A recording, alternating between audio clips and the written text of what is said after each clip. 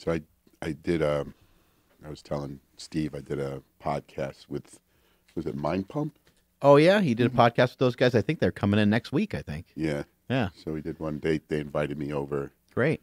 Yeah, how'd it work out? That went really well. Really well. And did you came out here to California for that too? The same thing. I flew out. San Jose or something like that? San Jose. I came out for the day. Yeah. They're doing really good with their podcast. Yeah. It's I'm really excited to have them in here because we're going to podcast with them and they're going to podcast with us. Yeah, So. so that's what Steve was telling me. Yeah. You guys work together to increase, Yeah. I guess, two different, fan bases that can Right. combine. Yeah, a lot of people have podcasts nowadays. A lot of people are pumping out information. How are you getting your information out there? How are you trying to get your message out there? Because I know you've regained ownership of Gaspari Nutrition. So what are some things you're doing? Well, we're doing, target marketing, social media. We still do experiential and going to shows. We don't do any magazines. We use Generation Iron. We're Right. doing stuff on Gaspari. We have commercials on there. Right now we're running something that's going to come out in March called Hunt for Hardcore. So I came up with this concept was go to the most hardcore gyms in the country. So we picked the West Coast, the Northeast. We're going to do the Midwest and the South. So we've already been in the West, like Gold's Gym, Venice, and Zoo. Zoo Culture. Zoo Yeah. Culture. Yeah. We've been to CT Fletcher's gym. Oh, that's which great. is really hardcore. So this will be kind of like it's like a show, basically finding the most hardcore gym in the country. So that's another way we're marketing. Yeah. Marketing me to market the brand. Right, right. So Today we're joined by Rich Gaspari. Really excited to have him here. We've been training all day. We had some lunch together. We also did another interview with him in the gym, and it's just so awesome learning more about you.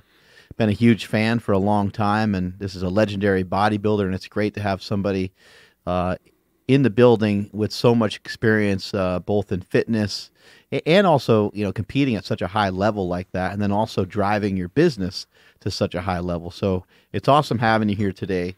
One thing I didn't know that just popped up on this sheet of paper because my staff gives me some information. They give me the lowdown, and it says here that you're a best-selling author of a book called 51 Days of No Excuses. I had an Amazon best-selling book, 51 Days No Excuses. What's that about?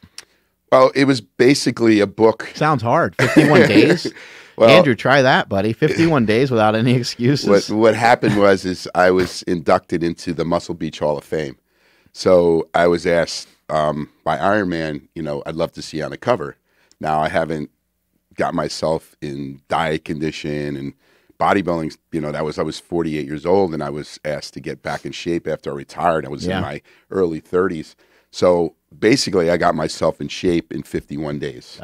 And I got myself on the cover of Iron Man, and I was in Muscle and Fitness and Flex magazine. So I was able to get myself back into the magazine in contest shape in 51 days.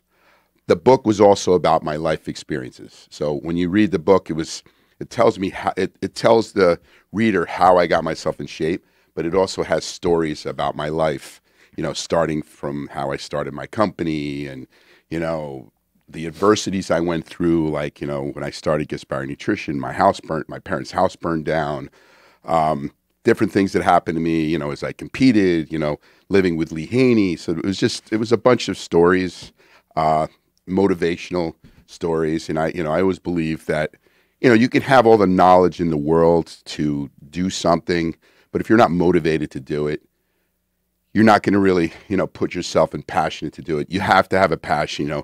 People say, I want to be a millionaire, but you have to have passion in doing something, to become a millionaire. Yeah. So. Well, and when I hear someone say something like that, I'm kind of thinking in the back of my head, are you sure? Yeah. Because, you start to learn the things that come along with that. And same thing with, if I was to say, hey, man, I want to be a professional. If I was a 20-year-old kid coming up to you saying, I want to be a professional bodybuilder, not that you would shoot me down, but you'd be like, oh, okay, but it's a tough task, man. I hope you know what's in store for you. And I wish you well. I hope you do well. But at the same time, you're kind of thinking in the back of your head, like, man, that's a huge undertaking. I've heard that if I can make $1 for every time someone said I'm going to be a pro bodybuilder, I would be a multimillionaire from it. But there's so many people that don't understand the difficulties and, what you have to do. And, it's very, very difficult. And unless somebody's really passionate to do it, and there are the very small percentage of people to be able to become top pros, both having the genetics and having the motivation, and having the passion and the drive. I mean, there's guys that I've seen that had great genetics but never made it as a pro, because they just didn't have the drive and the mindset. I believe a lot of what I was able to accomplish was more about my mindset. I've always been told in a lot of things in my life that I wasn't able to do it.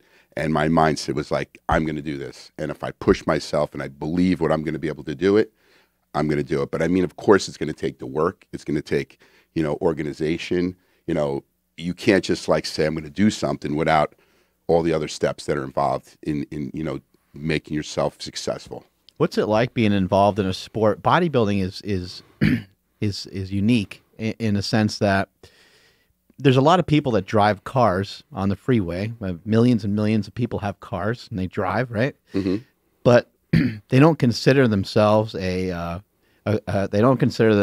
race car driver, right? Yes. There's millions and millions of people that work out, but for some reason, a lot of people they describe themselves as being a bodybuilder. Like even if they are not powerlifting, they've never competed in powerlifting, and they never tried CrossFit, then they just kind of say, I bodybuild. And you look at them and you're like, I don't know what you're trying to build, but it's not working very well. I mean, what do you think is the hardest part for people to understand about bodybuilding? Like, why is there's something crazy about it where the discipline of it is just on another level that's hard for people to really wrap their brain around? Well, when I decided I wanted to be, a professional bodybuilder, I was that, aspiring, 18-year-old kid. And I told my parents, I'm going to be a bodybuilder. It was giving up a lot. When people are 18, 19 years old, they're partying, drinking, having fun. I was in the gym. I was dieting. I missed out on a lot of stuff. I didn't even go to my high school prom because I was training for a competition. So it takes a lot to be able to take those steps and say, I'm not going to do this. I'm not going to do that. A lot of people just want to say they're going to be a bodybuilder, but don't take those steps and, learning about nutrition, having the discipline in training. Training is just one small part of it. It's, sleeping well, like I said, not going out and partying on Saturday nights when your friends are, asking, hey, let's go out. That's the stuff that I did. Like summers, I was always getting ready for show, as a teenager at the end of the summer. So the whole summer was in the gym training, and I summers were like having fun, going to barbecues, drinking, all these kids that were doing it. And I just never did that. I had my mindset that I was going to be the best no matter what. And people don't take that discipline and say like, I'm going to give up all these other things to do this one thing and be driven to do this one thing. And that's very hard for a lot of people. Was it ever hard to stay motivated with your lifting? Like, was there ever times where you wavered on that in your actual bodybuilding career? There were times, because I would compete and then not do as well as I wanted to do in a show. And then I would say, like, am I wasting my time? The first couple of shows that I did it, I was, I didn't place. And the second show, I placed like sixth. And the third show, I went in, I got in like third. And it was a slow evolution of me consistently improving. And I just kept myself motivated and saying, I'm going to do this. I'm going to get better. I'm going to assess my physique. I read a lot. I asked a lot of questions. A lot of people just make assumptions. You got to get educated. I mean, today you have the internet that can just teach you everything, but they also can teach you a lot of things wrong. Yeah. It's really hard to find the right information today. And everybody's an online coach too. Everyone's an online coach. You have so many people after training a little while going online and just saying they're an expert. And a lot of times it's bad advice. Right. You see a lot of these, I'm against like people finding these shortcuts. There is no shortcuts. You know this as well as I do. It's going to take consistency to continually working your body, assessing your physique, and also seeing if you have the genetics. There's some people that just, no matter how hard they're going to work, they just will never be a top pro, but just because they just don't have the genetics. People might look at performance enhancing drugs as a shortcut, but it's prevalent in bodybuilding, right? Yes, very much. And that's where I was saying about shortcuts. There's a lot of kids out there that will basically say, here's my drug cycle, this is what I do, and they post it online. And it's really bad information to give that. I mean, and not them to say that you don't take, steroids to be able to get to a certain level at that elite level, but it's really the genetics, the hard work, the diet, that last bit of taking, performance enhancing drugs are still the icing on the cake. You still have to do all that work. People just think, I'll take more drugs and it'll make me be better. And that's not the case. And how many people we've seen over the years that look horrible and aren't strong that take stuff. And you're like, listen, this is a longevity, this is a marathon. It's not, a sprint. And that's where, I want to show, listen, I'm in my 50s. I still train hard. I still, stay lean, and if I was just using a ton of drugs, I'd probably be dead. So it's not that I've never used them. I have, but, there's a certain, amount that you can take that are not as bad for you or not bad for you, where if you take more, then it becomes counterproductive. Right. What about like the designer stuff that's coming out now? It's like as far as pro hormones and SARMs and that sort of thing. What's the deal with SARMs? Well, I keep hearing so much. Yeah, about I mean, they were big and now they became illegal. What is it? Selective androgenic receptor modules, and they do work. They do have certain side effects. They can help, someone enhance and become better. Right. If they're doing all the right things, if they're taken in the right doses. But people just think, I want to get better. I'll double the dose. I'll triple the dose, and that's not what you're going to do. Pro hormones. Listen, I started Gaspari Nutrition on, pro hormones, and that was the first products I really sold. They're basically, at that time, now they're illegal. They were basically steroids that have never been sold. Yeah. So, they were considered basically, they were called pro hormones, but they're basically different steroids that just didn't have, they were never sold by pharmaceutical companies. Yeah. So, do they work? Yes, they do. But when you take them, you have to take cycles. You can't take them indefinitely. And this is what people do. They just never want to get off something. And that's where you have all the side effects. Right. You have to have some sort of knowledge. You can't just haphazardly do these things. Well, you should get your blood tested. There's a lot of things you should look at, when you're about to do anything like that, if that's the next step you're going to take. Well, even if you're going to take like magnesium, you should probably find out if you're magnesium deficient. Yes. Like maybe there's not a reason for you to dump a bunch of magnesium in the system. And that's what people do. They end up taking overdoses of certain supplements because they say it helps them. And really, you need to see, what your body really needs. Right. Yeah. Somebody, vitamin D is a big thing nowadays. People talk about it all the time, but why dump in a bunch of stuff in your body if you don't need it? Well, vitamin D is a good example of an oil-based, vitamin that if you can overdose on it. Right. But there are people that are deficient. I'm one of the person that's deficient in vitamin D, so I always have to take consistently vitamin D in my diet.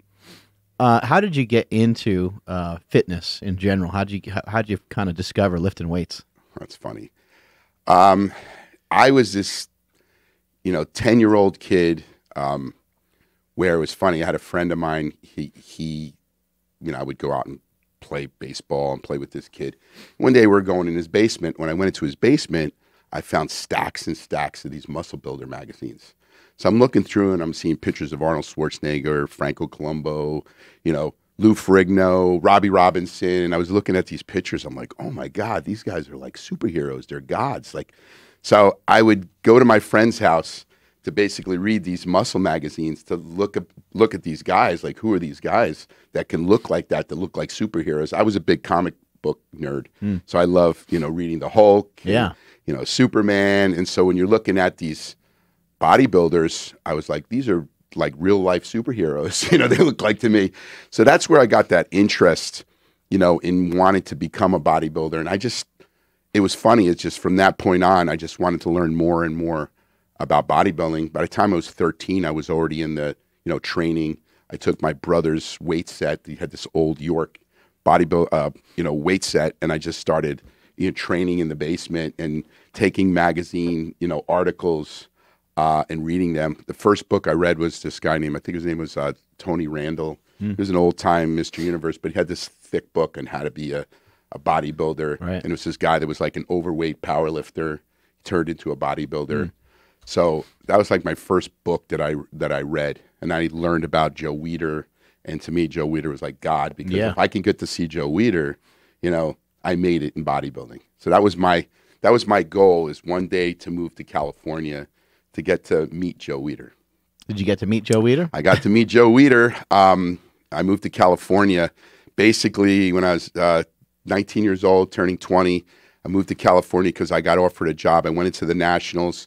I got 5th place in my showing as a heavyweight. A guy named Ed Connors basically, you know, saw me and he said, "Man, kid, you got good potential, but I think you shouldn't go into the heavyweights. You should go into the light heavyweights," because I was shorter. You know, I was going against really good guys back then, and these are old timers, but they were really good bodybuilders. Rory Littmeyer, Matt Mendenhall. These were like great bodybuilders. Mike Christians. These were all the guys. Bob Paris. These are the guys that were really great bodybuilders, and you know, as heavyweights, but they were much taller. And I was going into this class and I was like 210, but I was just a squatty, short Italian bodybuilder going against these guys, but I still got top 5. So he basically said, "Why don't you come out to California, manage this gym in the San Fernando Valley in Reseda, go down to a light heavyweight, and, you know, see what you can do." So at the time, I was going to Rutgers University. I was a pre-med student. I didn't know where I wanted to go, but I love, you know, anatomy. I love science and stuff. So I was looking at it and I said, like, you know, maybe I'm going to be a chiropractor. Or I don't know if I was going to be a doctor, but I went to college to do something with, you know, the body, you know. So I had an opportunity to move to California, but what I had to do is I had to quit school. So, you know, I had to tell my parents, I said, "Listen, I'm going to move to California and I want to be a pro bodybuilder." So my parents are like old school. They're immigrants from Italy, and they just, for them, going to school. My dad, you know, had a 3rd grade education. He came from Italy. He was a bricklayer. To go to college was like a really big deal, you know, for his kids. My other brother went to college. He's a civil engineer, and you know, he wanted me to go to college. So when I said to him, "I'm going to take a break. I'm going to go to California. I'm going to be a pro bodybuilder," my parents were totally so upset with me. They wanted to disown me, and I said, "I'm going to go to California. I got 1 year." Your dad's like, "I told you he's gay. Look at I knew those pictures that he was hanging up in his room were going to lead to this." Well, that was another thing. You're laughing about that. I have all these pictures on my wall, and you know, I had pictures of my guys in these little underwear. Yeah, and my mom would just like rip them all down. I'm like, "Mom, why you keep taking down my pictures?" You go, "Why are you looking at guys in their underwear?" So, you know, I moved out to California with them really not approving of me doing it, but it was something that I wanted to do. And I was driven, and I was going to say, "I'm not going to waste my time. I'm moving out to California, and I'm going to turn pro." It was a great experience because when I went out there, you know, a lot of people saw, you know, how hard I was training, and I was just this crazy young kid. A lot of people think that was over the top because I trained with you today and you trained, you know, fast and furious, but I'm sure even when you were younger, it was probably even more intense and heavier weights and stuff. Yeah. Some people say, "Hey man, you got to slow down. What are you doing?" Well, that's the kind of stuff I'm into, really intense training, short, you know, rests. So when I went out to California, I was really driven to train hard. So Lee Haney, who, you know, is an 8-time Mr. Olympia, and this before he became Mr. Olympia, he noticed me and he says like, "Hey kid, would you train with me?" To me, it was a great honor to get to train with this top professional bodybuilder. And we had a great connection. And I was just saying, this is my opportunity. I mean, and this guy taught me everything on how to become more a bodybuilder. Like, I was a guy who trained really heavy. I was in a gym that was more into powerlifting. So I had to change my mindset to become more of a bodybuilder, feel the movement, you know, squeezing the muscle, where before it was about how much weight I can lift. So it was a much different approach so that I can develop my body more, you know, pleasing. You know, I had to learn that, you know, my legs were too big. So I had to stop training my legs to train my shoulders more and my back more and my arms more so that my body can be more proportional. Did you also learn nutrition from Lee Haney as well, or is that something you kind of picked up because you were reading a lot? I read a lot, but I also see what he was doing on his diet. I did learn that I had to diet much differently than he did. You know, everyone's body's metabolisms are different, and I found that, you know, my body worked best more on, you know, my carbs and proteins basically almost the same, you know, with fats. So I was following, we were talking about before, Barry Sears' diet. Right, zone diet. Zone diet, and I was doing like basically a 40, 45, and, you know, 40% protein, 45% carbs, and about 15, you know, grams, 50% fat. I have 250 or so, or 300 grams of protein and carbohydrates every day, and I got 100 grams of fat or something like that. And that's what I was basically following. It was the best way for me to diet, and I would basically fluctuate my carbs sometimes a little lower, but I would just basically go up and down, always trying to trick my body into getting leaner and leaner. Was there anything you know, that you kind of wish you knew back then, like as you started to age and as you started to get towards the end of your bodybuilding careers? There's a couple things you wish you knew in the beginning, nutritionally, or? Well, in training wise, I was very crazy and going super heavy. Sometimes, you know, too heavy, and I wish I would have just controlled myself on how I lifted, like with chest, and I you know, I had a pec tear. It was another thing that happened that affected how I looked, you know, on stage. Yeah. And that was because I was trying to bench so heavy.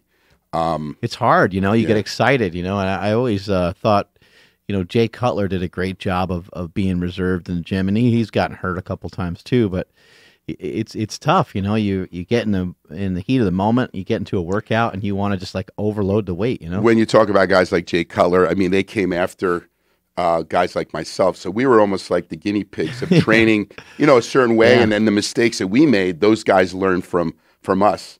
You know, we dieted much harder. Not that we dieted much harder. I think the training was a lot more intense. I was into training 6 days a week, double sessions. I mean, I hear a lot of pros train, you know, 4 to 5 days a week. Right. They train once a day, and they were able to keep more muscle mass on their body.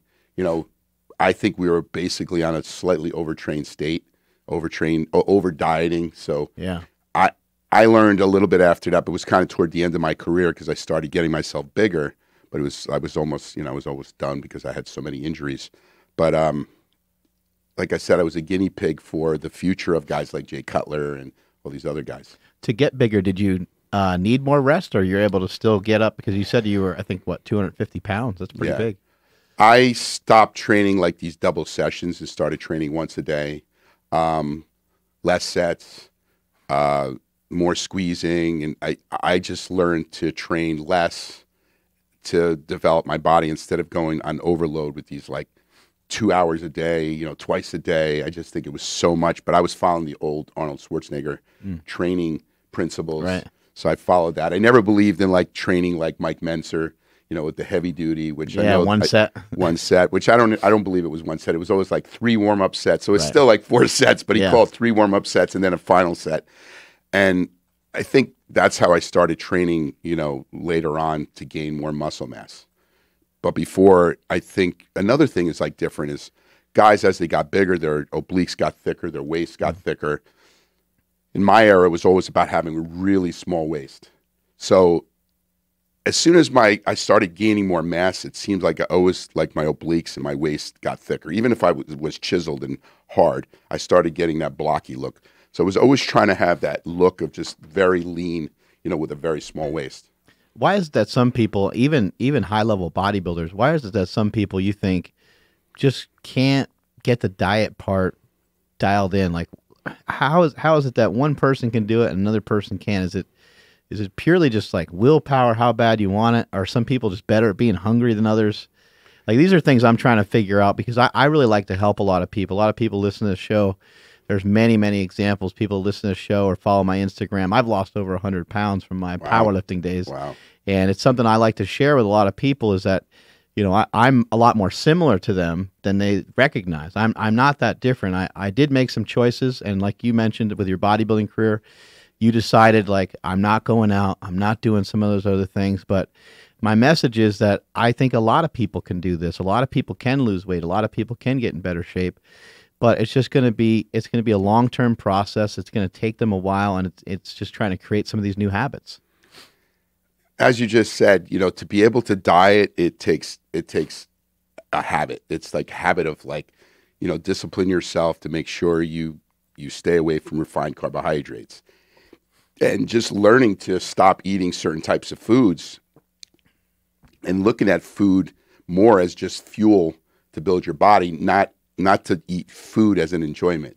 See, that's really hard because people eat because they enjoy to eat certain foods. I think once you do that, I think it really changes everything. Food is fuel, not as enjoyment and entertainment. Exactly. And it still can be for entertainment here and there, especially like if you're not an on-stage bodybuilder. Why not? Why not have a drink here and there with your wife or significant other? Why not enjoy yourself? Why not have mom's homemade pie or whatever on special occasions? It all makes some sense, but it's really hard for people to try to kind of abstain from stuff, on that daily basis. But when you change your mindset of viewing it as fuel, that changes everything, because now we're not talking about having pancakes for breakfast. We're talking about eating whatever it takes to be fueled properly for the day. So you might have chicken and egg whites and oatmeal in the morning. It doesn't have to be that you have Frosted Flakes. It doesn't have to be that there's this particular breakfast or a particular dinner. You're going to eat whatever's right for you to fuel you for the day.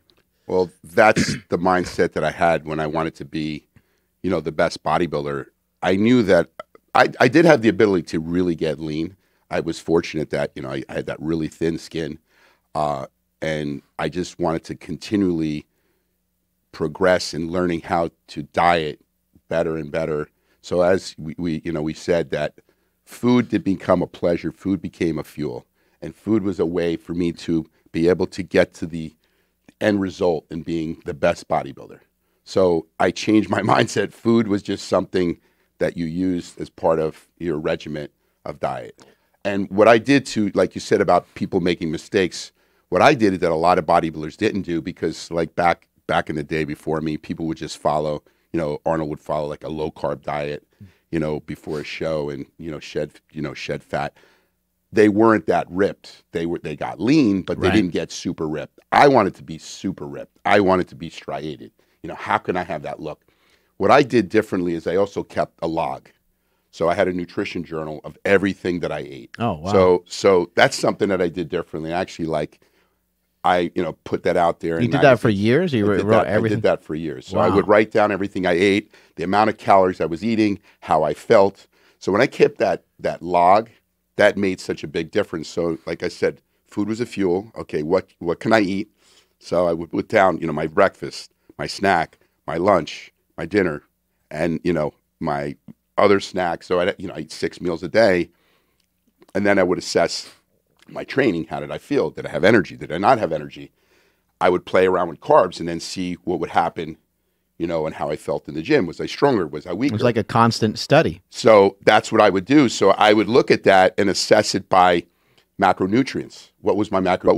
What was making me perform better in the gym, making me look like I was getting leaner? And that's something I did differently. No one really did logs back then, training logs. And that's something that I did. I studied nutrition. I was talking earlier to you about, I was reading about gluten-free diets, and this was back in the 80s. And people have, gluten intolerances, and I forgot the name of the disease that people have. They're autoimmune disorders. But the celiacs and so on, yeah. Celiac. So I was reading about it, and they were saying how people, would have all these effects, bloatiness, water retention. So I'm like, I come from Italian descent. I love pasta. I love homemade bread. And I did notice, I tried dieting on bread and pasta, and it wasn't happening. That garlic bread is too hard to give up. I'm just going to move this just this way a little bit, right there. Boom. Okay. So when I was trying to, say, let me experiment, I'm going to use bread. And, but it was all a science. It wasn't about me enjoying the food. It was me. I was saying, instead of rice, I'm going to eat this much bread and this much carb. And I was eating the same amount of carbs in bread as I was with my rice or oatmeal or sweet potato. And I was noticing, I'm not getting as lean. So to me, it was like an aha moment, saying maybe it was the gluten. Another thing I did is there was gluten-free pastas that were available back then. the bowls had a gluten-free pasta. So I started eating gluten-free pasta because I love pasta. So I was able to eat gluten-free pasta with my sweet potato and my oatmeal. And so, like I said, by using that journal, that log, I was able to basically assess my body on a day-to-day basis and be able to hone in and be able to get a different look than was ever seen in bodybuilding.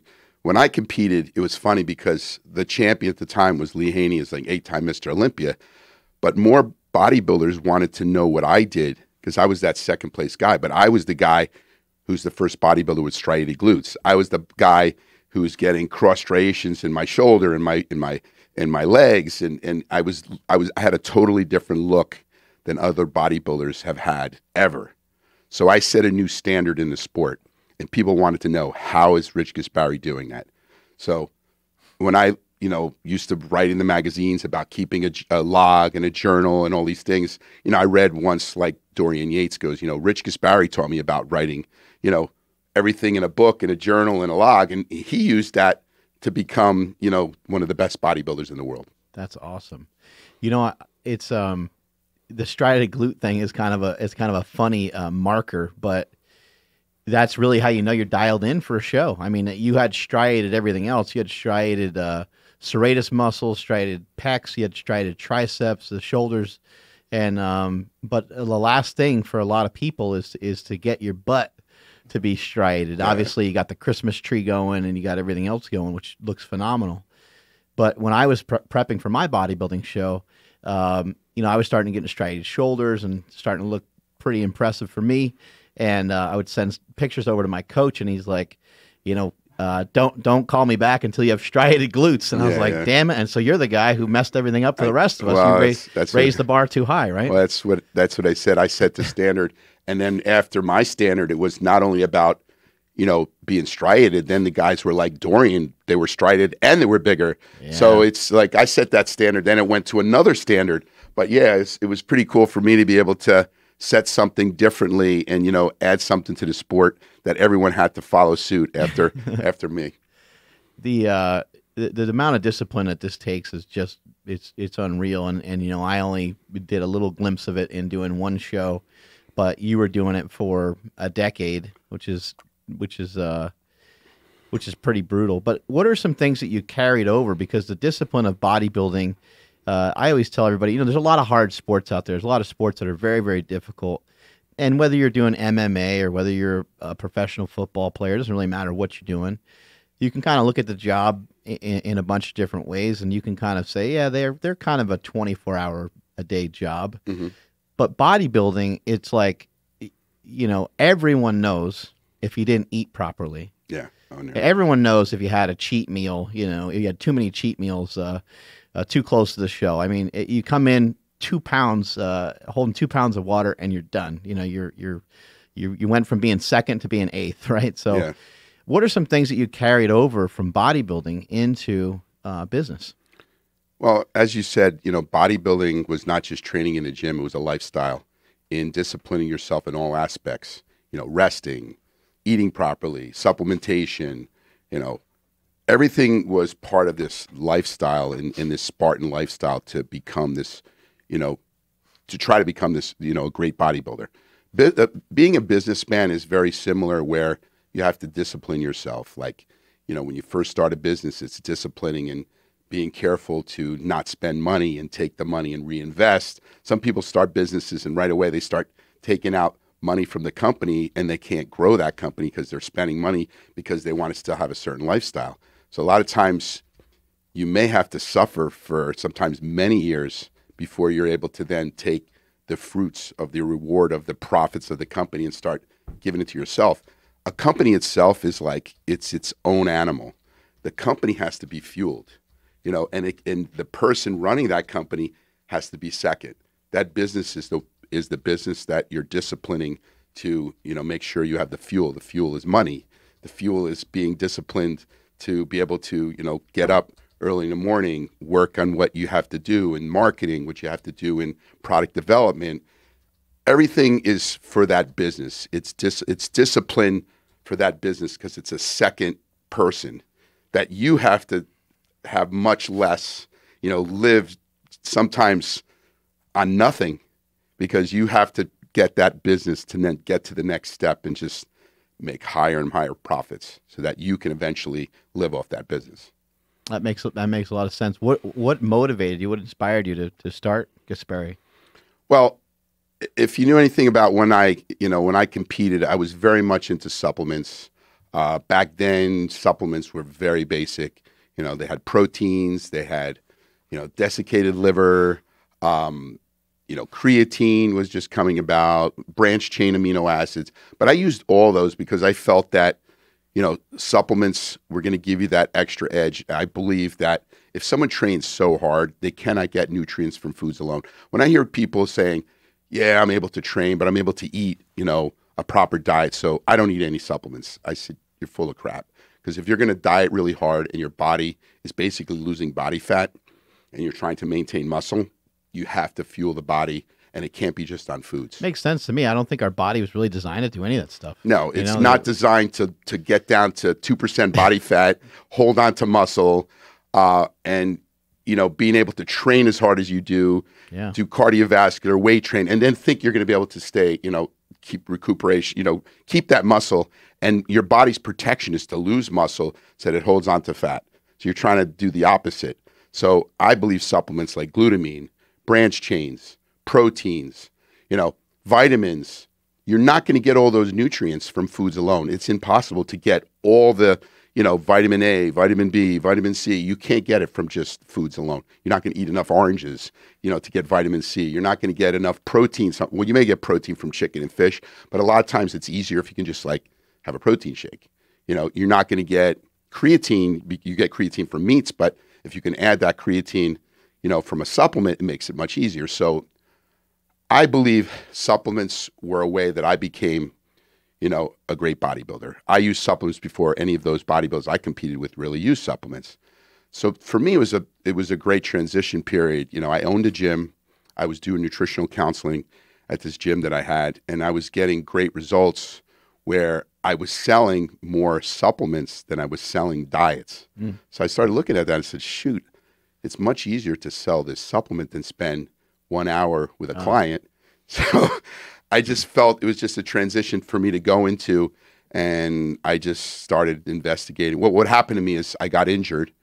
At the end of my career, I herniated a disc in my neck. My right side basically became paralyzed. And while I sat in bed, I said, what am I going to do now? I'm not a bodybuilder anymore. My income was coming from bodybuilding, and I had this gym that was okay, but I was doing this nutritional counseling, and selling supplements. And I said, well, I just got to do something. So I just got into that, got into the supplement business. Well, and then now you're the right behind Arnold Schwarzenegger. You're the they had when I was at my peak, it was right behind, as the second the highest most wealthiest bodybuilder. Bodybuilder. But I mean, either here and there. I've gained money, I've lost money. To me, money doesn't really make who I am. It's still having that inner drive and passion to be the best. And I think that's what makes you more rich than just money. I live comfortably. I'm not saying I'm not doing, I'm doing well, but I could do much better. But how did that come to be? How were you able to take the company, from this idea of, I think everybody should take supplements, to turning it into a formidable company?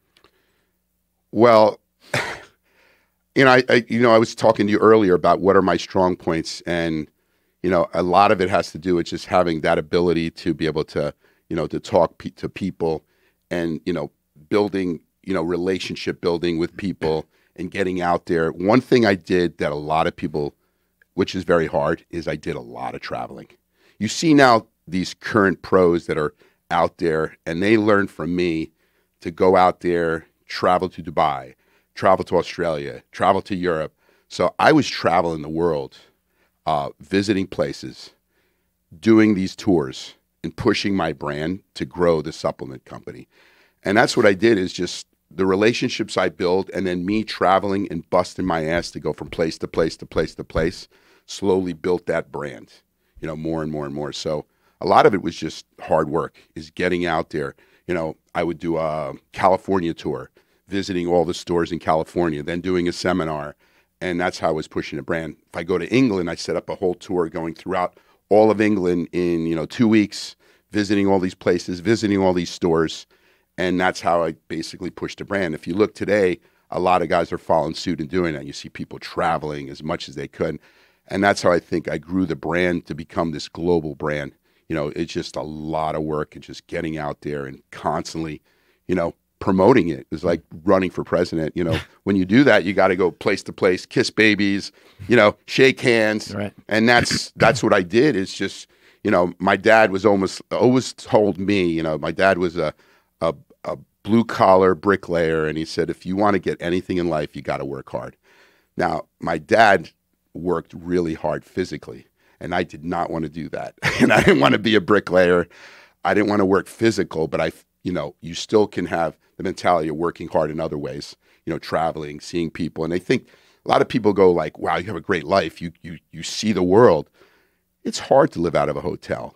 I had my daughter when she was a baby, missing out on seeing her because I was out traveling, 2 weeks at a time, sometimes a month out on tour. Like when I was in Australia, New Zealand, it was great to see people, meet people, but sometimes you just want to be home. Right.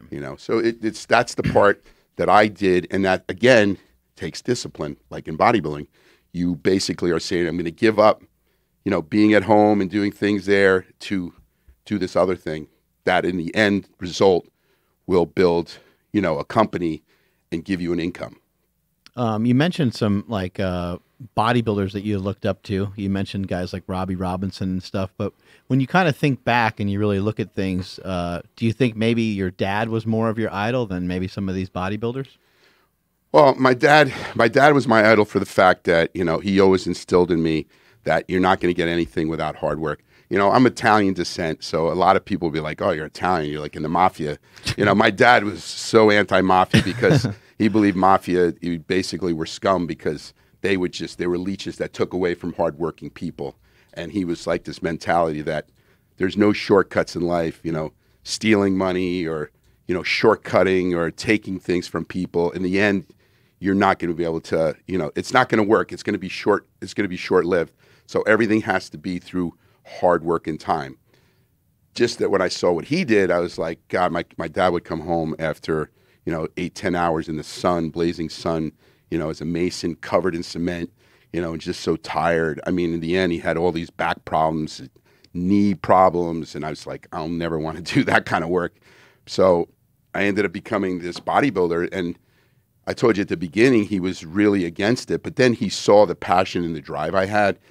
He was my biggest fan. He was at every one of my shows, and he was so proud to see. Oh, that's great. I followed my dream, and something I always remember is like right before he passed on, and he was dying of cancer. He just went to me. He goes, son, I'm really proud of you because you followed your dream. I told you to do something else, and you said I'm going to do this, and you went against what I said as your parent who was looking out for you, and you were right, which you did.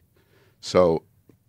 After he passed on, I feel that he's looking at me, he's looking down at me, and I always want to continue that to be a better person, and become better in business, become a better person in helping people. I mean, what I was able to do with my company is I helped so many athletes. I mean, Flex Lewis was my athlete. He's one of the best 212 athletes. I brought him from England.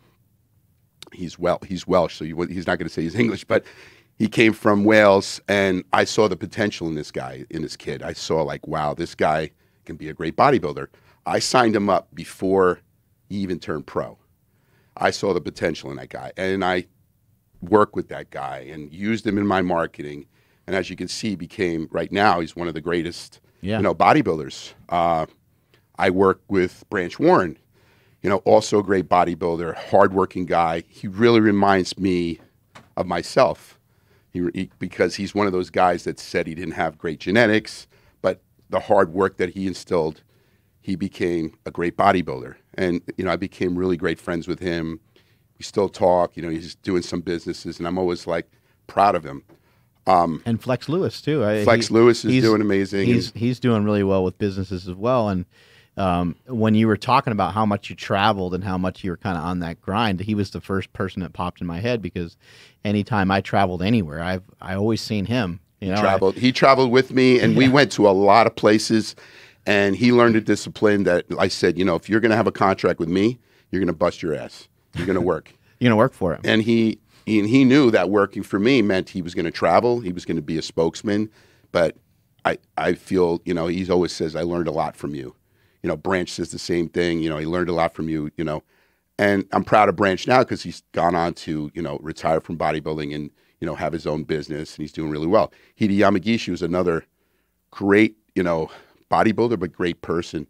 There was a guy that, I saw and said, wow, this guy, great Asian bodybuilders, not many Asian bodybuilders, work with him. The guy's still loyal, still an athlete to me, but now he's doing great. He's running, shows in Japan. He has his own, his own store, his own website. So I taught him to transition from being that bodybuilder to transition to being an entrepreneur and businessman. And all three of them have done that. And I'm proud that I was able to help those guys. I get constant emails and fan mail from people saying, you motivated me because of the things that you've done. You were that underdog that said that you couldn't do it, and you're the guy that proved that you can do it. And for me, that's a great feeling that I was able to help so many people, through my passion, and my drive to help other people to get through their adversities. That's great. Andrew, you got something over there, buddy? Yeah. Sorry about that. You've had some ups and downs on stage, off the stage. You had a handful of second place victories. 3. There you go. Did coming in second place teach you did you learn some important lessons by coming in second so many times? Well, I tell you, I think coming in second place made me work harder to become successful as I am today, because I worked so hard to beat a genetic freak, to try to beat a genetic freak. And I always went into the Olympia to beat Lee Haney. I never went to the Olympia to say, I'm going to come in second. I went in to beat him, and I felt the way I was going to beat him is I was going to work harder. I felt that he was going to maybe screw up, and I was able to then come in. And there was 1 year or two that people said that you should have beat Lee Haney because he was a little off. But besides that, I do believe what that second place drive just made me work so hard, and discipline myself and go in laser focused in anything I did. I took that passion and put it onto business. Business, unlike bodybuilding, has nothing to do with genetics. It has to do with, laser focus, passion, discipline, planning. Planning is very important. You can't just say, I'm going to have a great business. It's how are you planning to do that business? And that's just like what you do in bodybuilding. You plan when you're getting ready for a show. You're prepping. What do you do? Here's your diet. How you're going to diet, how you're going to train, and everything is journalized. The same thing in business. So that's what second place did for me. It just made me someone that worked harder to get the results that I did. So it put you right where you needed to be to succeed in the rest of life. I believe that. I just said if I would have won a Mr. Olympia, I'm not sure if it was just that easy. Because I don't know if you guys don't know my career, my first try in a Mr. Olympia, I came in third place. Not many guys can do that. So then I was like, wow, I came third. Then I said, then the second year I came second.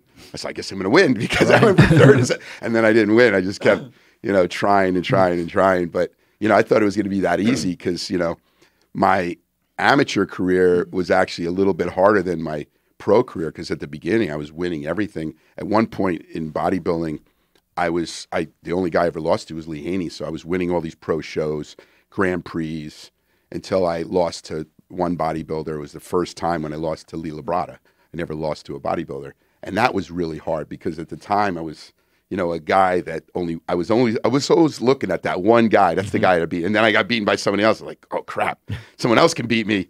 So it just became, it became harder. Was it hard to compete against Lee Haney because you guys were close? I had the deepest respect for Lee Haney, and what really pissed me off, there was a lot of guys at the time that competed against him and they'd shit talk about him. I always had the greatest respect for him. I felt that he was the best at that time, and I was just driven, and I always tell him, I'm going to bust my ass to try to beat you, but I respect the hell out of you. To beat you would be like a great feat, but I respected the hell out of him. Jesus, he was big. Yeah, just a big guy. You mentioned he really took you under his wing, right? Yes. He taught me more about how to be a bodybuilder, training, the muscle. He always say, what did he say? Train a muscle, he would say, stimulate, don't annihilate. Right. Because I would annihilate a muscle. Him was about stimulating that muscle, training, pinpointing that muscle, training that muscle properly, like in hitting, when you're doing, like, say, back, that you're doing the movement properly so that you're really squeezing. Later on, I got my own form of training, but he was very much like a surgeon in the gym. Everything was very, like, strict in how he trained so that, he was working every part of his muscles. And that's what I learned from him. You mentioned to me earlier that he even invited you to live with him for a little while, right? Well, what happened to me, I was living out in California, and then I got to a point where I got thrown out of my apartment because I had difficulties financially. I was trying to, have this, I said it to my parents, I'm going to stay here a year. So I was like 7 months into it, and I was going to go back home, and I was training with him, and he's like, well, you can't go home. You're getting ready for the Nationals. I said, well, I'll do this at home. He goes, no, you got to stay here. We're going to train together. He goes, you're going to live with me. So the last 3 months, I lived with Lee Haney and his wife, living in this other, room.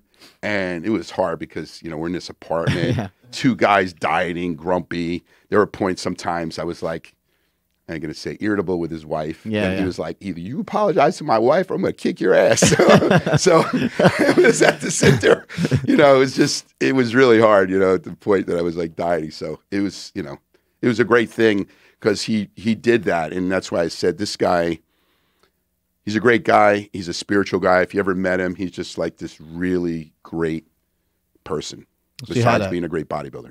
You had a neck injury that ended your career. And when that happened, that must have been a really hard time. You talk about, you transitioned into the supplement company, but I'm sure it didn't happen overnight. No. And it must have been a heartbreaking feeling to not be able to use your body, and you were making money using your body. Well, I was under contract with Weider. I was still doing seminars and exhibitions. I had this gym, but it was just barely making me money. So when I had this injury, I lost my contract. I had this beautiful house on the water. I was driving a Porsche. I was living a lifestyle, in my 20s as this successful bodybuilder. And overnight, with this injury and not making money, I couldn't afford to live in my house anymore. I went personally bankrupt. I lost everything. And when I did that, it was really hard. In my 30s, I had to move back to my parents' house. From being this successful bodybuilder to saying, okay, I'm going to take 2 steps back, start Gaspari Nutrition. I sold my Porsche. This is what I'm talking about, discipline. I sold my Porsche to get a minivan that I then lettered it up with the Gaspari, Gaspari lettering up this van to go from place to place to sell products. So I did that and took the rest of the money to invest in the company to buy products. So the things I did, was like, okay, I'm going to drive this van. At the beginning, I was like taking girls on dates on this like minivan, because what was I going to do? That's the only car I had by means of transportation. But that's what I'm talking about discipline and, taking 2 steps back to go forward. What are some things you do in your daily routine nowadays to be creative with the products? And I know that you love to stay ahead and you love to innovate and love to have good products. And so what are some things you do that kind of set up your day? Well, I go online. I look at a lot of the products that are out there, the top performing products, the top brands that are out there. What are they doing differently? How are they marketing? What are the products they're selling? So I kind of look at what they're doing to have an idea of saying, where are their holes in the market? What can I do to make something better? So that's something I constantly do and assess. Go out, to the brick and mortar stores, see what's selling, where I do visits in stores and, talk to people. And it's just constantly, keeping a pulse on the market. A lot of people forget about, keeping that pulse or knowing what's going on in the marketplace, and they kind of lose that. And when they start losing that, that's when they start losing, the company. And that has happened to me as well because, you get distracted. There's a lot of other people that are hungry like me that are going to come and eat my lunch. Right. And that's what constantly happens. This is a dog-eat-dog world. life is hard, you know, and you know that. Like, if you don't work hard and you don't constantly push forward, you're going to get eaten alive. And that's what people don't understand. You know, when people say, I have bad luck, you make your own luck. You work hard, and some people go through hard times, which I have, but you have to constantly strive to move forward. And, you know, I really believe in just keeping a positive mindset, even in negative times. I've been through times where it just was dark times that I just said, like, why is this happening to me, and why did this happen? But then you got to think of, you know, the cup half full, and just appreciate things that you do have. I still have a roof over my head. You know, I have a beautiful daughter. So things that I appreciate, you know, in life are what make me move forward to say, okay, I can strive to be better. But if you're negative about things that you're going through in those hard times and saying, why is this happening? This is happening to me. I think mindset is what made me successful in bodybuilding, and mindset is what made me successful, you know, in my company. You know, they had the 30th anniversary of the Arnold Classic last year, and they had every winner on stage. You had Ronnie Coleman, Jay Cutler, Kai Green, Dexter Jackson, you know, all the top champions and myself. And they asked Arnold Schwarzenegger, who is the most memorable champion on this stage? And he goes, Rich Gaspari. So Did you pass out? I almost teared up. It just you were like, what? So he goes, Rich Gaspari. You know why Rich Gaspari? He says, because he's an animal. Not an animal in the sense that he's like this crazy guy. He's an animal because that's a driven man. That's a guy that will never give up in anything he does, and he will be successful no matter if he has adversities. And it was just like, it was funny because I didn't realize he knew anything about what I was doing, but I guess he does pay attention in the industry. Yeah. And it just really made me sit there and said, wow, you have all these great bodybuilders on stage. And he goes, I'm the most memorable guy on this stage. I was just, to me, it was unbelievable that he said that. And at that time, I was a minority owner of my company. And I was really at this point that I hated being in the position I was in. So from that point, I said, if this man is saying this about me, I got to get myself out of this.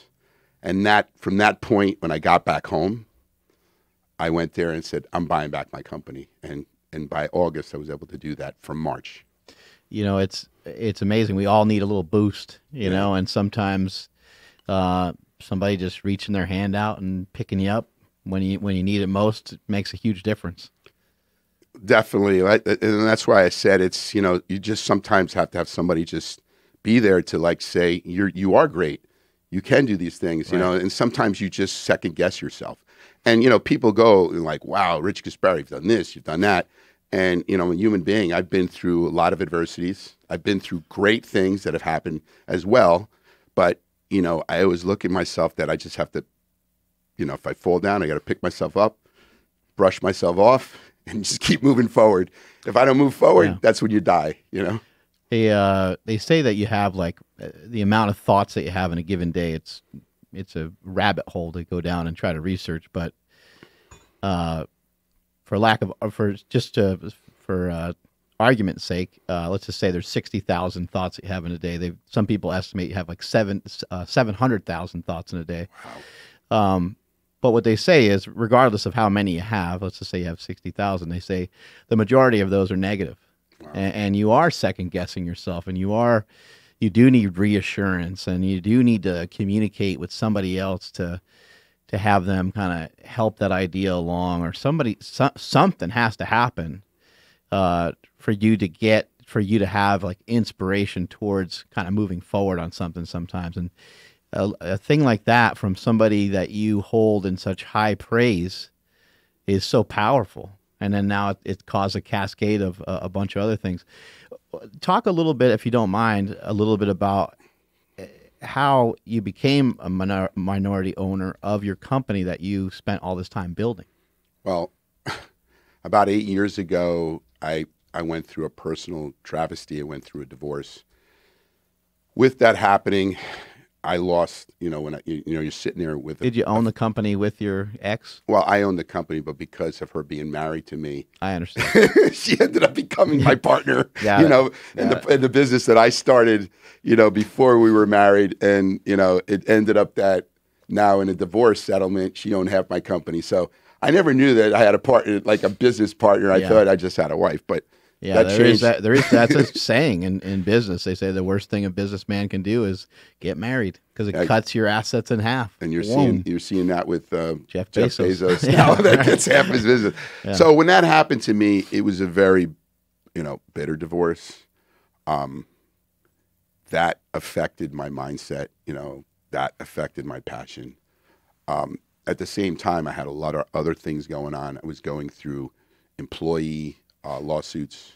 I was going through another outside lawsuit against the company. Man, it was just pouring, huh? Yeah. So I was going through a lot with that. People stealing from me. And I was just like, there were so many things happening at once. I just put my hands up and just watched. Not that I wanted to watch it, but it just slowly, this large business started cascading down and down and down till the point that I went to business bankruptcy, reorganization. When that happened, we had to find somebody that was going to buy the debt. That happened where one of my distributors from England bought the company. The name of the company was Allegro. They bought a piece of the company. And I had to putting down millions of dollars to get a small percentage of that company. So I ended up going from owning the company to being a 30% owner of Gaspari Nutrition. The partnership was horrible. They knew nothing about the industry. Within a year and a half, 2 years, I was saying, this is not working. You need to get the hell out. And they're like, we own the company. You don't, you're small. I said, well, my name's on this door, and this company will go down further if we don't do something about it. So they ended up selling it to somebody else, which, we sold it to another company. I became then a 49% owner, and the other one was 51%. So I still was a minority owner, but I was much larger. We had differences. It didn't work. And then I was like, I need to get my company back. And that's when this August, I got my company back, with investors, but I'm still the owner. So I'm able to now follow my destiny. It's still a tough road, but I'm able to now make the decisions of what's going to grow Gaspari Nutrition. Before, I had to follow because I was minority of what they would say. And that's when I really lost that drive and passion. Because as an entrepreneur, one of the things you take away from an entrepreneur is take the ability for them to be able to do anything like with ideas, and it totally just deflates you. Yeah. So even though I had someone that was backing up the company, giving me a steady paycheck, and I was making still great money, it still wasn't me driving that company. And I'd rather be in debt and have the ability to grow that company, but, steer the ship. And that's what I'm able to do today. And I feel very fortunate that I'm able to take this and now get to the next level, and build this company. I feel like almost like Steve Jobs when he had Apple and he was Macintosh, right. and he got thrown out of his own company, and then he came back and he came up with, the iPad and the iPhone, and that's what I want to do with Gaspari is reinvent and, innovate the brand to the next level. It's amazing that you shared that with us. Thank you so much for that. I know it's not easy to share. No, I want to share things like this because, I'm not going to sit there and sugarcoat, and everyone, like I said, they look at my life and they say, wow, this guy's great. He's making money. He's like, but no, it's not that easy. And, you got to work hard. We were talking earlier about, really successful people like The Rock. The guy gets up 4 o'clock in the morning, trains, works, he's a guy that works so hard and he's very successful, but he's very successful because he works for it. Right. Just like my dad said, the harder you work, the more lucky you get. Right. And that's what happens. Yeah, and someone might look at The Rock and say, well, he doesn't need to wake up at 4 o'clock, and he doesn't have to be there training that hard. He doesn't need to do a double session. He doesn't have to work out twice before most people wake up. And for him, he just thinks he does. Because he's not going to get all the things that he's getting. He wouldn't have gotten to where he's gotten to. You know, this mindset of his has taken a long time to develop, I'm sure. And, you know, he tried to play professional football. That didn't work out great. Then he played in the CFL. He didn't have a lot of money. I mean, this story kind of goes on and on. Then he became a WWE star. But he developed these habits over a long period of time. And much like yourself, he took the habits from other places and took them and then took them further. Just kind of keep taking them to a whole new level. But like we said, it's, you know, he was disciplined and he worked hard. And like that's not luck. That's just, you know, I would say that man deserves what he has because he worked for it, you know. And anyone who doesn't work that hard and think they're going to just get things handed to them, it's not going to happen. You know, like I said, life's very hard. I really like what you shared with us, too, because, you know, for my team and for everybody here at Slingshot, you know, I'm really fortunate to have this team, and I'm glad that you got an opportunity to meet everybody, from Casey, who runs our warehouse, to Smokey and to Andrew and everybody here. It's been cool for you to meet them and interact with them. What you said about, you know, take the ability away from an entrepreneur to kind of be able to think and have some creativity. That's what these guys are here for, and they understand that. Like I'm not organized. Like the other day, Smokey handed me a bag and it had some steaks in it, and like I walked out the door and like I picked up a bunch of other stuff and I left, and I'm like, holy shit, I forgot those steaks. He's like, I handed them to you when you're on your way out the door. You know, there's countless situations like that happen, and I'm not necessarily above like taking out the garbage or you know, I should do those things. We should keep the gym clean, and why shouldn't I be part of it just like everybody else? However, if it pulls away from me having time to think about the things I need to think about, then maybe it's not a great idea because maybe it puts everything else in jeopardy. Definitely. You know, you have to have time for that stuff. But I see, you know, your operation and, you know, like I said, you're living the dream. And I always tell people, you know, I'm living the dream. I'm able to do what I want to do and live my own destiny. I don't have somebody over me telling me, you know, what to do. And you're able to do that here, you know, have great people to help you to be successful and people that can help you with the weakness that you have. You talked about earlier is like, you know, you need to use your strengths and have other people help you with your weaknesses. And that's another thing that you learn as a businessman is like you need to be able to know, I'm not good at this, I'm not good at this, I'm not good. So you want to know how to do it, you want to learn about it, but you need to have somebody else do that for you because you're good at this other thing that actually drives the company. And I'm able to now slowly be able to do what I'm really good at. And that's innovate, be creative, come up with, you know, different products and marketing. And that's what I really want to do with the brand more than sitting there and doing accounting or doing inventory. I mean, there's those stuff that are necessary, but I want other people to do that for me. What is like one product that really changed everything for you kind of in the beginning? You mentioned the Pro Hormones. Was it the Pro Hormones? Pro Hormones were just kind of like the spark. You know, they were something that, you know, we talked about discipline again. Those products were able to bring in revenue.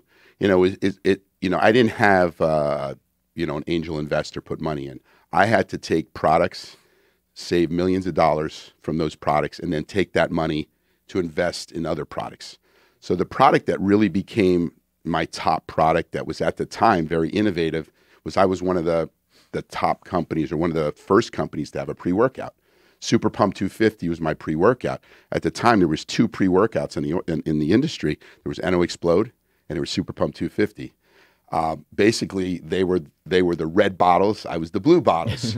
So it was funny because when we started getting really competitive, Scott James was the guy who ran, and BSN, and he basically, I was his mortal enemy.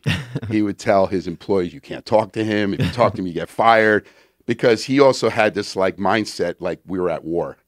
So you know, we started marketing the brand, and it was like I would do things like he would have what was called the BSN Wall of Red. So I'd come and say, "Okay, we're gonna have the Wave of Blue."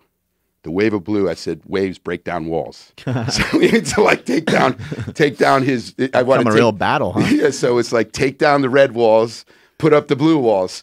So I'd see wherever he had big customers, I go there and take over the shelf space, you know, with my product. And it it was like being in competition. You know, he was my Lee Haney, and it was like we were battling back and forth. So that became a great product.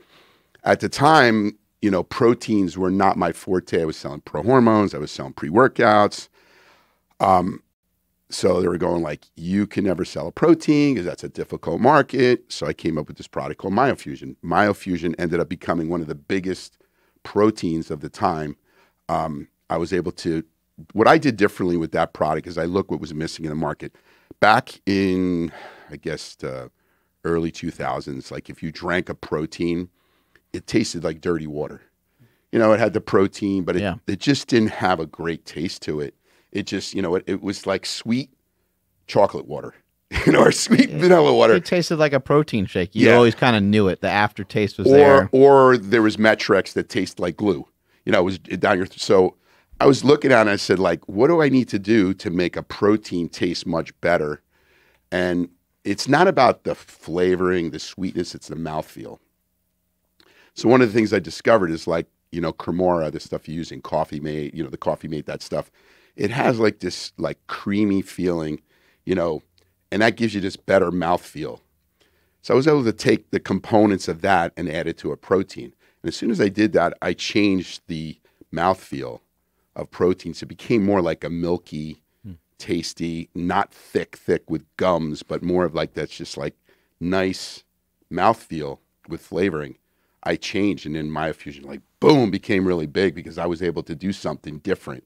And that's, like we said, about always trying to find things to reinvent, you know, what you're doing in the industry. You may have a protein, but what can you do to make that protein better? So that was something I added, and now everybody follows suit and does that. They add that, you know, that component to the protein to give that mouthfeel. So that's something, you know, that I did differently that no one else did at the time. What kind of protein is that? Is that a? It's basically you know, it contains whey protein isolate, whey protein concentrate, casein. It was basically a mixed blend protein. So it, you know, we called it a time release protein because it had everything from casein to whey isolate or hydrolyzed whey isolate. So having those combination, you had slow, medium, fast. So it was, we called it, like I said, a protein that, you know, that steady when you drank it. What do you think of bodybuilding today? I think bodybuilding has gone through, you know, I'm an old school bodybuilder. I was saying to you earlier, to become pro, back when I turned pro, there was only 5 pros. You basically had to win your class in the Mr. Universe to turn pro. You went from the Nationals, you went into the World Championships. Everyone from around the world competed in the World Championships, and that's how you turn pro. There was one pro, one heavyweight pro, and that was from anyone in the world. Now, every country gives out a pro card. If you're from Sweden, you win Mr. Sweden, you're a pro. You win Mr. Italy, you're a pro. And so there's so many pros. They're no longer special. When I turned pro, I was known. You mentioned too you had to start over, right? So like if you tried to come through and you didn't win, then you had to start all over again at Nationals again? You had to win the Nationals, you had to win your class, go to the Mr. Universe, win the Mr. Universe. If you didn't win the Mr. Universe, you'd have to go back. And there was a lot of pros that had to do, not a lot of amateurs. You know who Matt Mendenhall was? He came second to Lee Haney. He had an opportunity. He went into a couple of shows, but he kept coming second. So he never had a chance to turn pro. Seems brutal. Seems like dying in a video game, like you're playing like Mario Brothers or something. You got to keep starting over. There's a lot more pros today. Back then, there was you could see great bodybuilders that ended up just dying, like you said, because they come back 2 or 3 times, not win that universe, and then just say, I can't do this anymore. And they would just get out of the sport. So you had to be fortunate to be able to win that. So that became much more difficult. I think there just is there's no special, in being a pro, someone will go to me, hey, I'm pro. I'm like, I never heard of you, dude. I don't know who you are, but they're pro, you know? So it's like I said, when I turned pro, it was kind of cool because I remember I got my pro card, winning Miss Universe. You know, I got in the magazines, and then I was traveling to do an exhibition in New Zealand. And I was traveling, and I got to the airport, like, oh, Rich Gaspari. It's like they knew who I was. I'm like, holy crap, people know me all the way in New Zealand, you know, because of the magazines. I mean, the thing about today is it's instantaneous because of the internet. Who's winning a show right away? You know who the guy is the winner. When I did it, it was like 2 months later. When I wanted to know who won Mr. Olympia, I'd actually have to call Venice Gold's Gym. Oh yeah. A lot of people did that. Yeah. So you call the gym and like, who won Mr. Olympia? So I mean, that's what you would do, and it's so different today. And crazy Tom File would answer the phone. We have a guy here that used to work the front desk there for he probably worked the front desk there for a handful of years. Named Tom File. He's a former bodybuilder himself. So he was there during that time. Yeah. That era. And he told me about that. People would call there all the time asking about different shows. Who won this, who won that, who won the universe. So, I mean, today it's instantaneous. I mean, what's today is very different is that you have these social media champions. Never won a show. They have these huge followings because they know how to build their social media following. And now they become this champion. Right. At the time I was really hard on like Rich Piana because he became so big, but he never won shows. And I didn't agree on what he did. I mean, I got to give him credit because he was able to become so big, but he was just off the wall on drugs and this and that, which I thought was a bad message. But he was able to grow into this social media, star. And that's different today because unless you can do both, you could be a great bodybuilder, but your following is not going to be that big unless you're constantly posting. So social media has changed everything, from both good and bad. Well, in terms of bodybuilding, I mean, if you were, aiming to be a pro bodybuilder and you're really striving for it for a long time, and it just, for whatever reason, wasn't working out. Maybe you just didn't have the extra edge with the diet. If you're posting on social media and you're starting to get a big following, well, now you can have a supplement sponsor and you can start to obtain a lot of things that I think being a pro bodybuilder, maybe for yourself and maybe for some others, was the act of being professional as a bodybuilder probably meant more to you than anything else that came along with that. And you wanted just to push that as far as you could, and you wanted to push your body as far as you could. Maybe for some of these other people, they kind of start pushing. They realize how hard it really is. And they say, you know what? I'm kind of happy being like right about here. I'm just going to chill. I got 500,000 followers, and I'm going to use that to support my lifting, and I'm going to personal train people. And that climb towards being Mr. Olympia is just too damn hard. And maybe that's the thought process of some of the men and women of today. I definitely think, like you said, these guys are able to take, what they're doing with social media and say, shoot, I can make a living doing this. And maybe I don't have to work to become that pro. Right. So a lot of guys just kind of, like you say, they just give it up and say, well, I can do online training. I can get, endorsements using, my following. And that's how people are, doing it today. It's like I said, it's a whole different model. Social media is complicated too. It's hard to figure out. Like you might say, oh, well, it's hard to get followers because, we're older. But then there's like CT Fletcher has, 1.5 million followers on YouTube or whatever. And then there's Rich Piana wasn't necessarily young. No, he was in the mid-40s. And then also you might think, oh, well, maybe it's because I talk about performance-enhancing drugs. Maybe people don't like the message as much. But then again, there was Rich Piana who really took it to another level and got like young kids to, that's like I said. So social media in itself is a game or a sport or a business. Definitely. It's a hard thing to figure out, and it's easy to kind of think, oh, well, they have that following because they collaborated with this guy or this girl, or they have this. But it's the same way that you and I get looked at. Oh, Rich got wealthy because they got some bullshit story they made up in their head, right? So kind of the same thing, The same thing. Throwing stones, basically. Well, definitely, and I give guys credit for whatever they're doing and their successes and how they're building their their social media. Is just like I said, it's another business itself. Like bodybuilding, social media is consistent. We talked about earlier is like to get, huge following, it to build is like every day. And that's hard. Yeah. Because you're doing a bunch of, for me, it's like I'm focusing on my business and then I got to have like someone just doing my social media because it's something that has to be consistent, there has to be a lot of stuff. And, I look at what you're doing and it's like you guys are consistent, throwing out videos, doing, podcasts, all these things. Like seeing this now and being on this show is teaching me a lot also.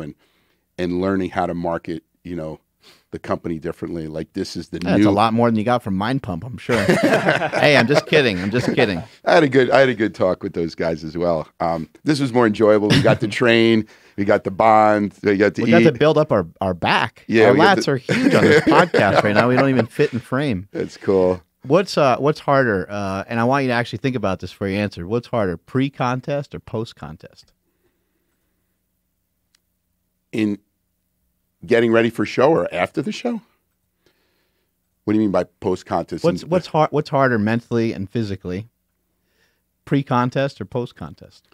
Well, that's a good question because, you know, preparing for a show is actually, there was just like this enjoyment of getting ready for that certain date. And that was the climax of that preparation of the diet and the training and all that preparation, the posing to get to that climax of that day. Then you get done, whether you win or you lose, you win, and then you're like, it's over. And I climax, you know, it's like, okay. And then a lot of times you're like, you get kind of in a depression because then you're like, okay, what do I do next? You know, what do I got to do? So yeah, you're right. I think post is harder. Post is really hard. You get fucking depressed. You get you get depressed, and especially if you don't do well. Even if you do well, I've won shows and then afterwards been depressed because it's like, okay, I got to stay on top. What do I got to do? What's the next show? How to prepare? You know, so I've never in my life had that. I mean, after powerlifting contests, we've joked about it a lot of times, and you have kind of the post-meet blues, we call it. And it takes you a while to kind of get back into the stride of everything, and it might take 2 weeks or even a month to kind of figure out, like, yeah, what you want to do next, what are your goals and things like that. But never in my life have I felt like my soul was like removed from me after that bodybuilding show. It was really weird. It was only for like 2 days. Luckily for me, it was only for like 2 days. Yeah.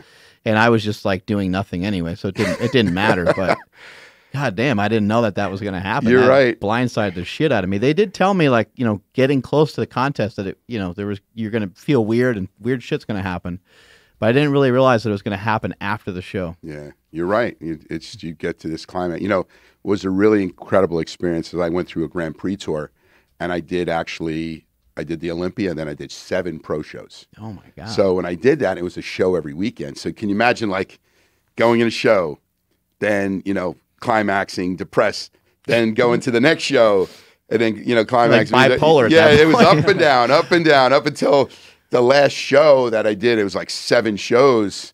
It was that last show to be like, it actually mentally burned me out because I went in 8 shows in a month's time. And it was like 5-week time. And that last show just like totally mentally, physically, I needed like 3 months off just to go through, you know, mentally what it did to me. At some points, did bodybuilding, like when you're in that diet prep mode, when you're really locked in, did it make you self-centered and egotistical and some of those things and judgmental? Very much so. I was a very, very driven person. And in some ways, not the nicest. You know, I was a young kid, very successful. I remember I was in my early 20s, you know, and I was a top bodybuilder in the world. So when I trained in a gym, I was there to do a job, and that was to train. So, you know, I didn't want to be disrupted. I didn't want to be bothered. So people would come up to me and like, oh, Rich Gaspari, leave me the fuck alone. I'm training for the show. I mean, I wasn't, right. I'm a totally different person now. I'm you know, nice to people. Yeah, but it feels good to be retired. Right? But it was funny because we talked about stories like when I was training with Lee Haney, I was his pit bull because, you know, he was always this nice guy. So we were training and he'd be like, Rich, we got to use that bench. Throw that guy off the bench. So I'd be there. I go to the guy, I go, listen, are you doing this? Well, I got 2 more sets. No, you don't. Get off the bench. And I just go there and take over the bench, you know, with him because he couldn't do it because he was the nice guy pro. So I had this bad reputation of being this dick, you know, and it's funny. He said, you know, I didn't know this till years later. He goes, you know, there was a posse that were going to kick your ass because you were such a nasty guy. Like nobody could, you know, they were so afraid of me. So they got like 8 guys that were ready to kick my ass. They were going to jump me and kick my ass because they were like, no one would take me one-on-one, but, you know, 8 guys are going to jump me. And they're going, nah, he's a nice kid. You know, Lee Haney goes, you know, I just basically saved your life because I had 8 guys that are going to kick your ass because you were so like, kicking people off benches, Right. get off that machine. I was doing all kinds of stuff like that. But he's the one who got me to do it because he wanted to be the good guy, and I was the jerk off, I noticed, while dieting for the show keep in mind, this is just one show. So I can't imagine how much it would impact you if you did it for years on end. But, in the middle of the contest prep, as I started kind of getting locked into it, it made me really judgmental. And I just was less tolerant and just, oh yeah. When I'd see other people eat, I was just disgusted by them. Like, what's wrong with these fat motherfuckers? What are they doing? Why are they fucking eating French fries? Why are they eating ice cream? And then meanwhile, I was doing that, a couple months ago. Yeah, a couple months ago. But it was an interesting place to be because I didn't really, I guess I didn't really know that you can get into that weird spot like that. Well, just like you said, when you were bodybuilding, food just became a fuel to reach your goal. Right. It wasn't about taste. So when you see someone eating a French fry, it was a waste of food because it was going to put more fat and salt and crap into your bad carbs. So that's how you were in being judgmental. All the alarms are going off. Yeah, like this is all bad. It's all bad. What are you doing? Why are you eating that? Why are you eating? You know that's going to do this to you. But I get what you're saying. It was funny because I would have I was training for competitions. I'd be back home. And Sundays were this big Italian dinner and pasta. And my mom would prepare my meal, and I'd have like fish and, rice. And they're eating. And I was just sitting there at the table. They're eating meatballs and, tomato sauce and pasta. It didn't really bother me because I was like, well, if I eat that, I'm not going to win a show. Right. So it didn't bother me as much because that's, I know I was going to be able to eat that. But yeah, you're right. When I see people that were not disciplined and saying they want to be, a bodybuilder and how do I do it? And I said, stop eating that shit, you fat fuck. Like, what are you doing? Yeah. But in bodybuilding, it's really, you really can't see the results unless your diet has to be somewhat on point. I mean, you can go in and train all the time and you'll just be big and fat, right? You gotta have a good diet. You have to have a good diet. You have to know when to use cardiovascular training. Like I think I was telling you earlier, like some shows I use cardiovascular training, to burn fat. I always use fasting cardio, like that's where I had to get up earlier before I ate, do my cardio when my body was on E to, burn that fat. Some shows when my metabolism was getting faster and faster, I noticed if I did cardio, I would burn too much. So then I have to, like I said, with a log, be able to then up my calories, slow down, my cardiovascular training. And like I said, the log was very useful to me because a lot of times people just are driven and they feel like I got to do 45 minutes of cardio. I have to take this amount of carb. I have to, and it ends up being counterproductive because if your body is burning too many calories and you start shrinking, you don't know then that like to assess it and take away the cardio. So I don't know where I was getting with this point, but I was basically, saying, everything works hand in hand when you're competing, when it comes to like, food, cardio, training. I think you were mentioning earlier about starting a camp where you're going to invite people into the gym and. Well, I have my office in Lakewood, New Jersey, and what we're doing on the 9th and 10th, we're actually inviting people to get information. It's an 8-hour, basically, course, I want to call it. So we're going to go into proper training, all the principles that I was able to use. These people are going to get their ass kicked, aren't they? They're going to get their ass kicked. But part of it is going to be a lecture, on proper dieting. So, it's going to be a classroom setting to be lectured on proper training, proper diet, proper supplementation, proper cardio. And then we're all going to hit the gym and everyone's going to get a chance to train with a legend, myself, and 2 other top pros. Everyone's going to get a chance to feel the intensity of a workout. That's great. So we're going to have that the 9th and 10th. You can check it out on my website. We're giving away $250 in supplements with swag. Cool. So the course is $9.99, but it's like I said, when you get done with this, all the questions that, you have in trying to prepare for a show, a lot of times these workshops that people have for businesses, they charge much more. This is someone can go to this and know what to do in getting ready for a show or just getting themselves in great shape. That's great. So we're doing GaspariNutrition.com. GaspariNutrition.com. Go to the front page. You'll see the workshop. You have to come to New Jersey. We were talking about, you have this great gym, or I have like a 4,000 square foot gym with all this refurbished equipment. You get to train with me and, experience He's got old school Nautilus stuff in there. I got everything is, great. but it looks brand new. It's all refurbished, painted, new chains. Everything is perfect condition. So I love that old school stuff to train. It's like when we're doing some exercises. I still do the old school exercises, but I do like machines. Yeah, as we well. did some pullovers today. Yeah. You got other questions, Andrew? You guys just have to check this video out when you're talking about food and family and stuff. This is me. Yeah, they're eating pasta while I'm eating out of my bowl. Yeah. So is this your whole family? Right? Yeah, that's my family there. Yeah, that's so funny. Was this common? Like, was this all This the is time? what I would do on Sunday, and look what I'm eating. I'm eating out of this little container.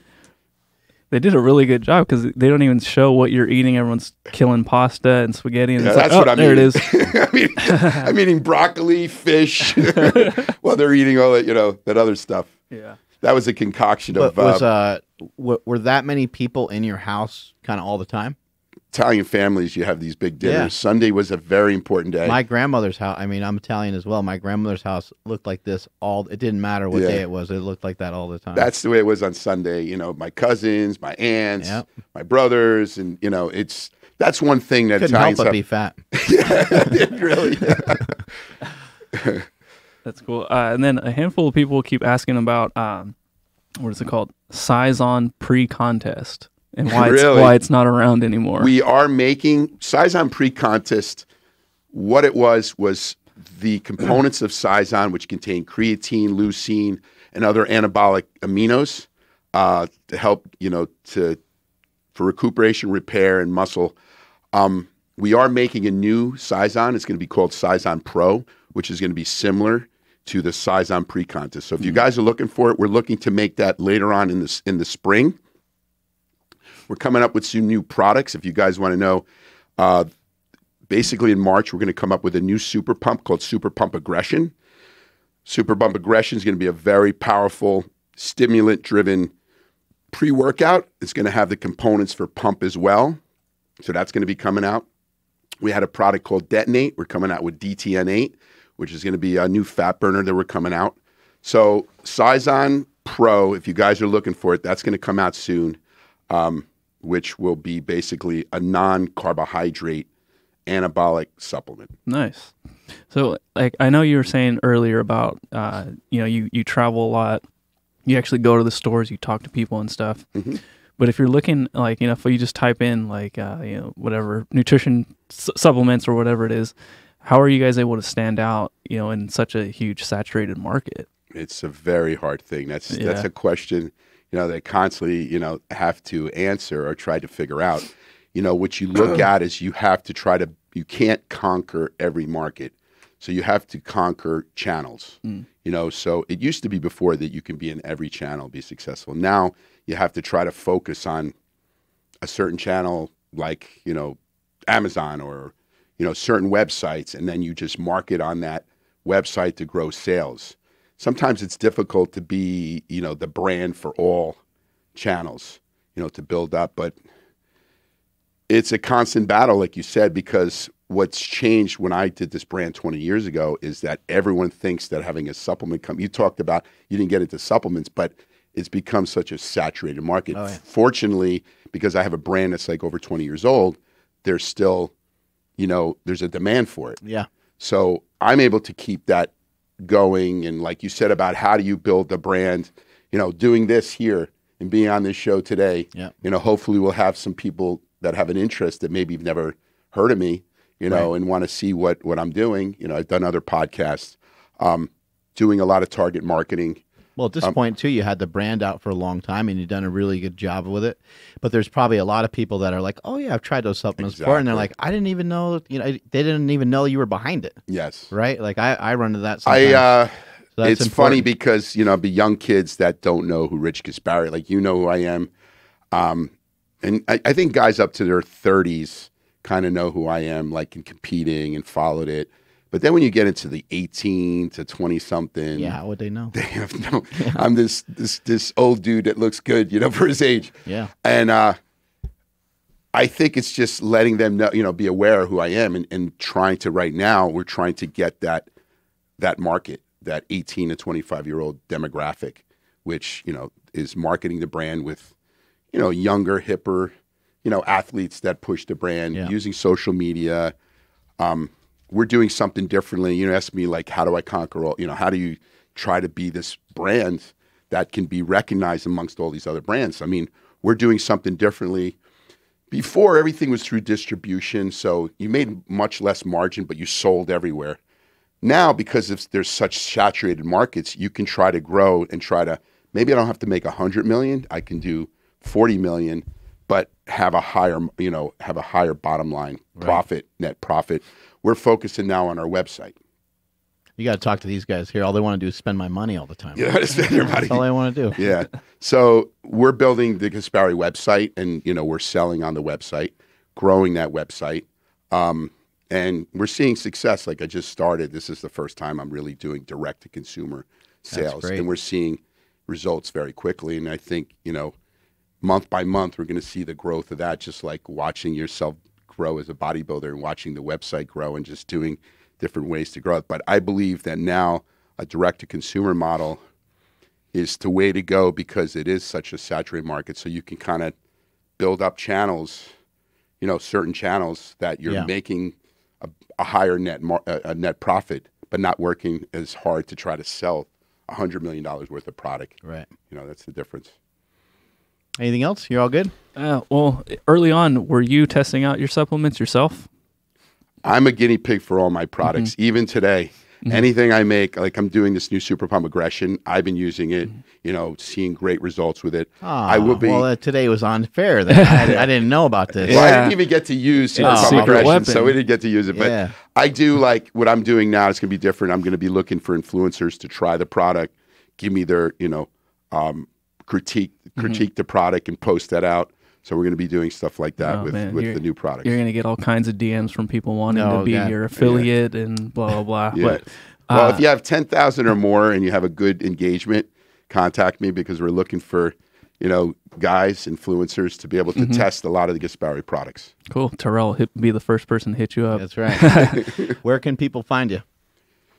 GaspariNutrition.com. You can go to my Instagram, Rich Gaspari.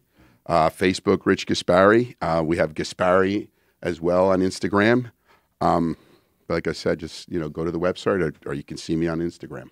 Thank you so much for sharing all that with us today. Strength is never a weakness. Weakness is never a strength. Catch you guys later. Thank you.